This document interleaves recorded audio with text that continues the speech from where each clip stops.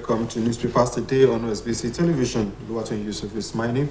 The newspaper for review this morning is Nigerian Tribune, and any newspaper that doesn't have anything to say about APC Delegates Conference is definitely not being published in Nigeria.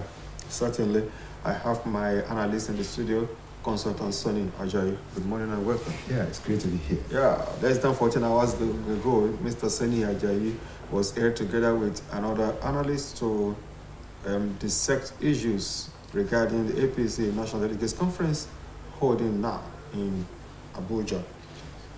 No single individual responsible for Buhari's 2015 victory presidency, replies Tinubu. National Assembly deserted as workers begin indefinite strike. APC presidential primary, I have anointed no one, Buhari says. And we have quite a lot of riders. National Working Committee members kick as Adamu announces Lawan as consensus candidate. Northern governors insist on southern candidate.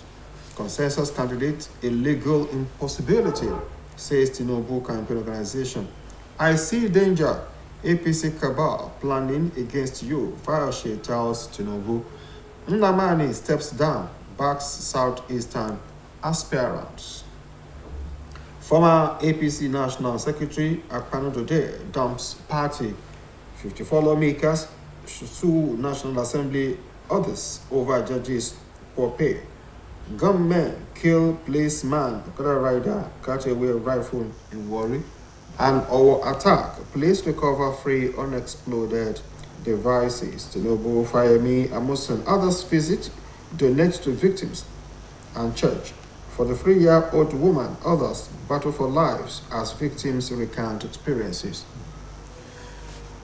Let's go to the banner headline. Consultant Sonny Ajayi, APC presidential primary. Just as we discussed yesterday, yes. President Buhari has come out to say that he has anointed no candidate. No candidate, exactly. That's what he said. And like we also said yesterday, I think that the chairman of the APC, I think is just flying a kite. I think it's just sampling opinions. And at the end of the day, he realized that it won't fly. So he actually went to Mr. President, they discussed. And they're coming out of that meeting and saying, this is it. Well, so to me, I think since Mr. President has said, he never said so be it. But then, before now, information was rife that maybe President Muhammadu Buhari's anointed candidate was Vice President Yemi Osinbajo. Okay, was. Well, nobody can actually, say that. I think everybody just speculating. And everybody just trying as much as they can to promote their customers. Yeah, that's just that. Because in Nigeria, I always say majority of the politicians there are political traders. And they also have these political jobbers following them up and down. So it is like a masquerade now. The drummers and all the people will be following left, right, and center. The drummers following for the money they will get, the others follow for the amala and begiri they will have. So, Mr. President said his successor will be somebody that is popular throughout the country.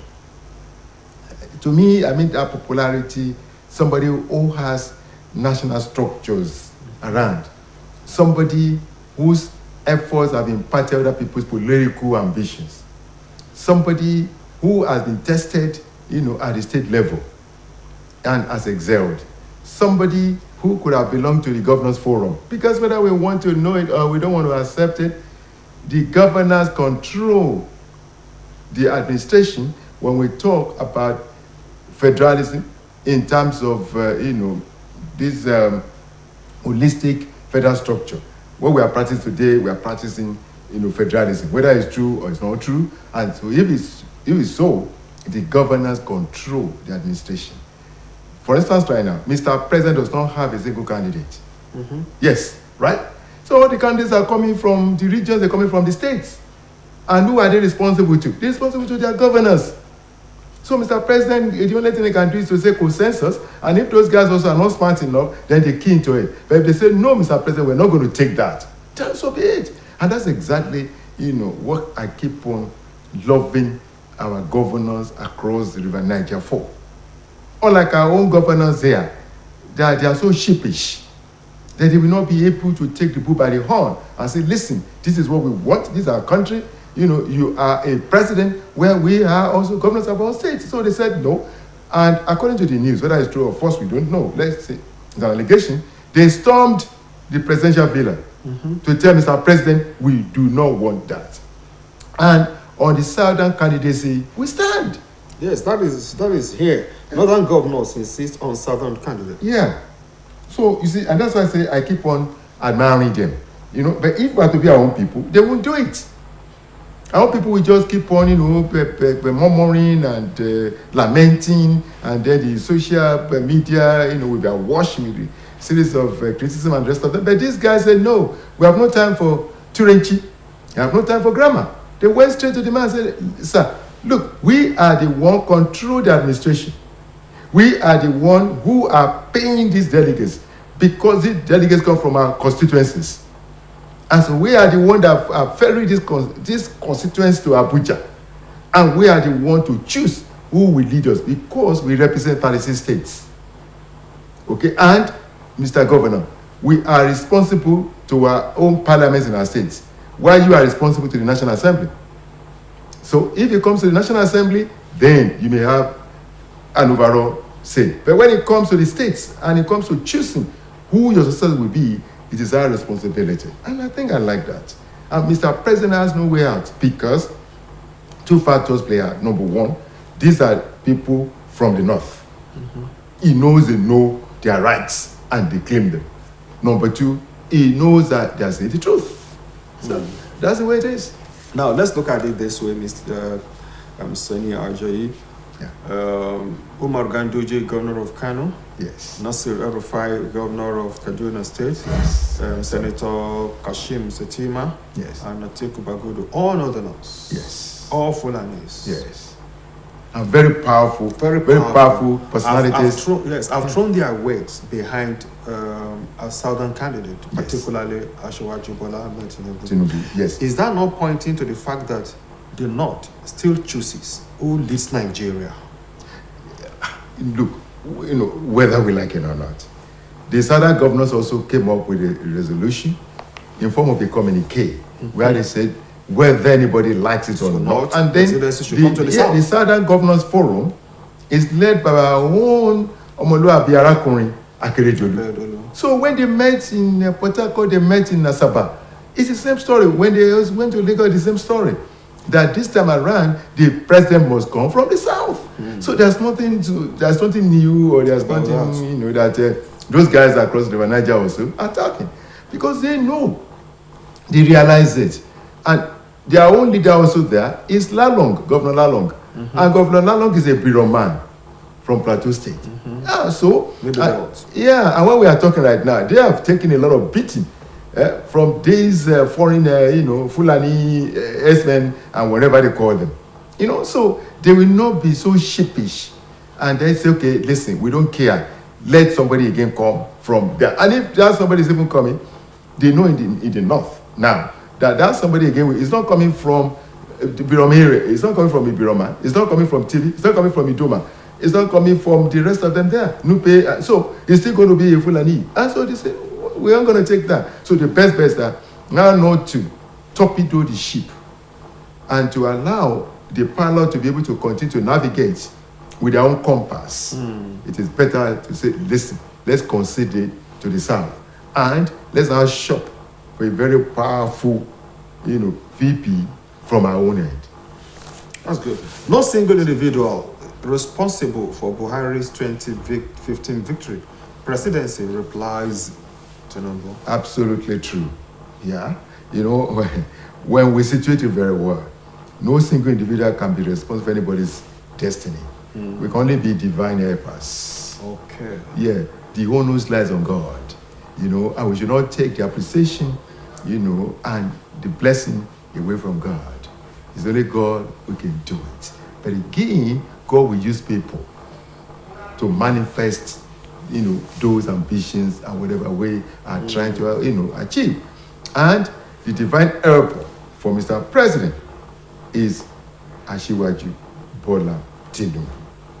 Why? Mr. President tried 3 times. And it was like he was saying, no more. Right? And somebody then went to meet him. Not just anywhere, went to meet him in his own home state. And then told him, come over. You know, God will do it. We'll use all the resources we can to help you. And people were talking of bullion van, this and that, going to body loss. Was Tinubu's name on the ballot? People, I mean, what was that meant for? Was it for the presidential election? The primary in Lagos, when Atiku Abubakar and the rest of them were showing how rich they were, how resourceful they were, you know, Mr. Candidate then was just watching. So when they got to the Eagle Square, he said he had no money to give anybody. Kwakwanso could have come first. That's the truth I'm telling you. Mm-hmm. And these guys now roll out their billion, roll out everything, while Mr. President was just watching. I know, and at the end of the day, they started marketing Mr. President by calling Mr. Integrity. There's no Mr. Integrity anywhere in Nigeria. There's no Mr. Integrity anywhere on the planet Earth. None is Mr. Integrity, you know, because there's no perfectionist anywhere in the world. Mm-hmm. So, but they look at everything. Neither gold nor silver do I have. But what I have in the name of Jesus Christ of Nazareth, stand up and walk. So the man said, has nothing to offer. Nothing. So, if they now capitalize on this guy is empty, they will lose. Because our polity is monetized. So they started marketing integrity. Integrity is relative. You know, integrity depends on people, on the Takomoto's interpretation. So for me, Asiwaju Tinubu was not only the architect of Mr. President today getting there, but again, he was the divine helper that made sure that the whole thing, you know, became a reality. So we should give it to him, you know, and and Asiwaju Tinubu also should please also give it to God. What is God's? That God has used me. I think he should be adding that sentence into whatever he's saying, that God used me to, you know, lift up people, you know, and I thank God for that. Yeah. National Assembly deserted as workers begin indefinite strike. Well, you know, this is the irony of everything in Nigeria. You know, the head of the National Assembly was running around to become the president of the nation, and yet he cannot put his own home in order. This is the problem in Nigeria. It would not happen in the U.S. You know, how can you want to be number one citizen? And your major responsibility is lacking. And why the convention of his party is going on, his workers have, you know. But the National Assembly does not pay the workers. They are workers of the federal government. Whether we like it or not, the workers are responsible to the head of the National Assembly. And the workers' salaries are captured by the budget of the National Assembly. Right? So, what are we talking about? So somebody telling me right now, the local government chairman has got nothing to do with the salaries of his workers. Of course, he pays them. Pardon? I said he pays them. He pays them. You know, through him, the payroll is prepared.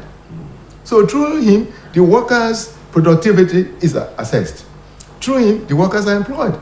At least at certain cadres, right? So eventually, he is responsible for everything.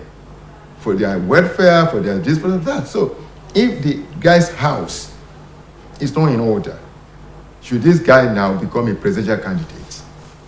Yeah, because we marketed integrity. Yeah, in 2015.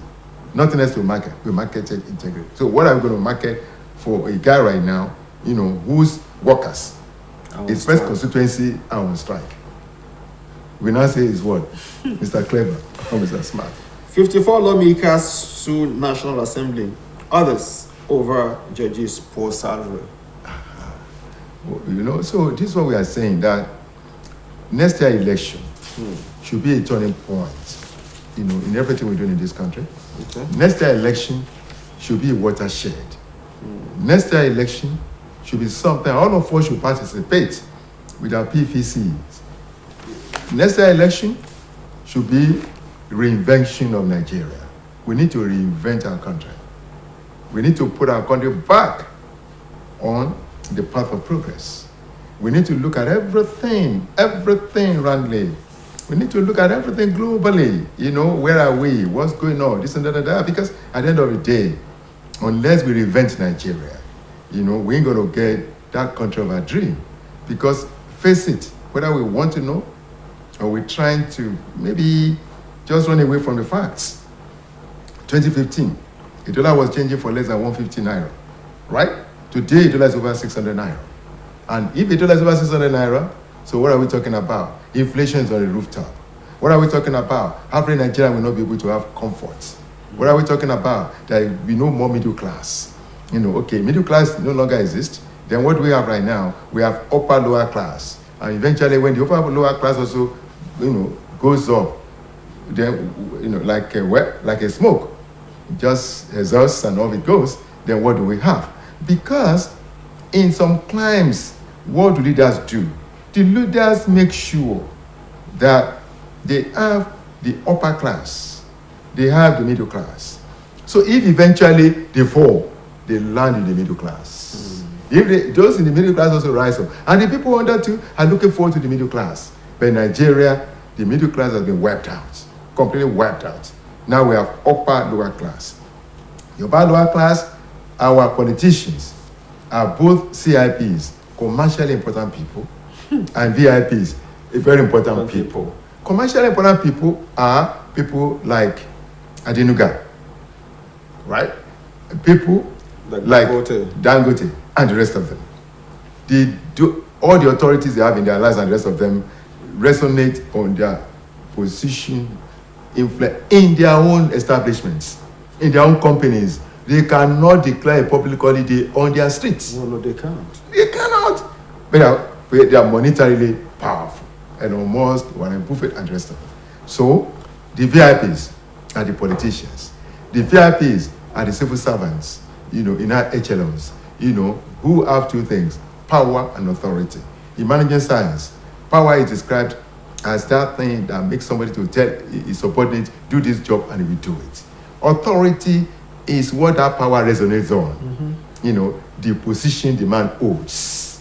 So that is why anybody, a DG can tell his workers, guys, you're doing well, everybody should go and eat in the canteen, and today everybody is going to take a bottle of Fanta. Yeah, it's the power and the authority. But in Nigeria, only one individual has both. He has authority. He has the power. He has authority, power, and then he has monetary influence. So he's a VIP as a CIP. And that's why when you see this guy living in offices, they are billionaires. Whereas their counterparts abroad are poorer. And so we need to reinvent our country. We need to, revisit our value system. We need to start representing, honoring people and respecting people from the perspective of their intelligence, their profession, their wisdom, and their selflessness, and cum undiluted patriotism. When we can do all those, then the people who are going for elective offices will be very few. Thank you so much, Constance Sonny Ajayi, for being my guest this morning. Just before we go, let's say something, touch a bit about sports. The Super Eagles of Nigeria have lost 2 matches under the new coach, That's true. Pesero. They are now preparing for next year's African Cup of Nations. That's true. So what's it take? Well, Rome is not built in one day. Okay. And then we have to look at where somebody's coming from. When Barack Obama was trying to, talk back to people, he said what you should appreciate is how I inherited, the administration from George Bush. He said in all things, he was a good guy.